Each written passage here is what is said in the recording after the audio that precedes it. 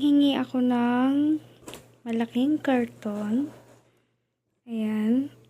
Para may mapaglagyan sa lahat ng mga nabili kanina doon sa Divisoria, para lahat ng mga gagamitin ito sa kasal, may isang lagay lang dito. Para hindi sila magkawatak-watak. So, i-share ko na din kung ano yung mga pinamili namin kanina para may idea kayo kung magkano yung mga prices ng mga essential sa kasal doon sa Divisoria. So, first ay itong shades. Dalawa to. So, ito yung akin. Yung kay Joshua ay nasa bag niya. Nakalimutan kong kunin. So, ayun siya. So, yung dalawang ganito is worth 150 pesos. So, tig 75 pesos yung isa nito. Next naman, itong suspender with bow tie. So, ano na siya? Set. So, ano to? 15 pieces. Yan, kasi marami tayong groomsmen. And then, para sa magdadala ng Bible bearer and ring bearer. So, 15 yan siya.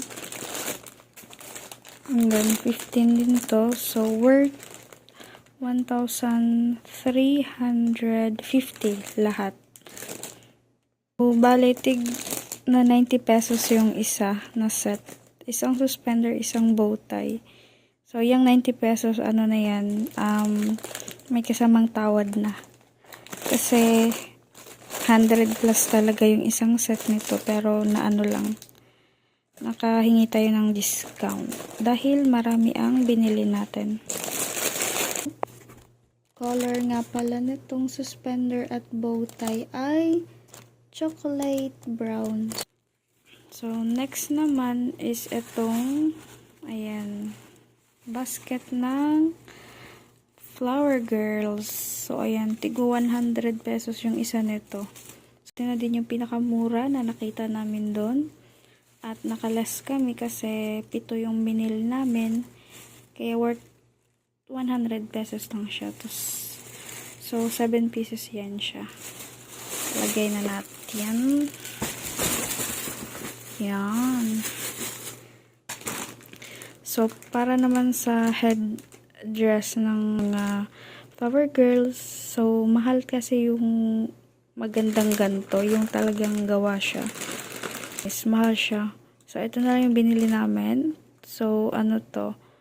7 pieces. 280 to. Bale, 7 pieces for 280. And, papatak lang siya sa 40 pesos ang isa. So, ayun. Ito na yung binili namin kasi mura lang siya.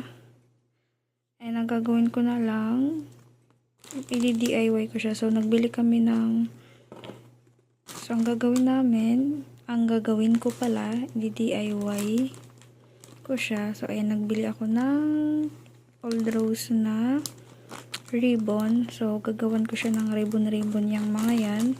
Para kahit white siya, pasok pa din siya sa motif. So, bagay, ang white ay babagay naman sa lahat. So, gagawin ko lang siya ng kaunting yan. So, eto nga pala yung shoes ni Joshua. So, sa loob to ng 168 mall namin nabili sa Divisoria. So, ayan siya. So, 1K to. 1,000 pesos. So, eto naman yung Unity candle. So, nabili lang namin to ng 550 pesos. So, ito na talaga yung pinakamura na namin nabili. Kasi, ang price range nito is nasa 600 pataas. So, ayan siya.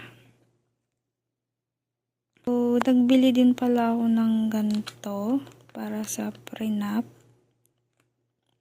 So, nabili din namin to sa loob ng 168 mall sa Divisoria. Doon sa fashion jewelry. So, ayun siya. 150 pesos. So, ano siya?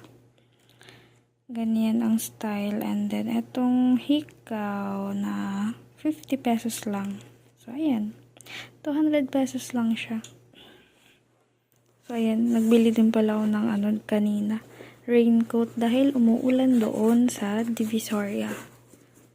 Mura lang naman to. So, ayan lang.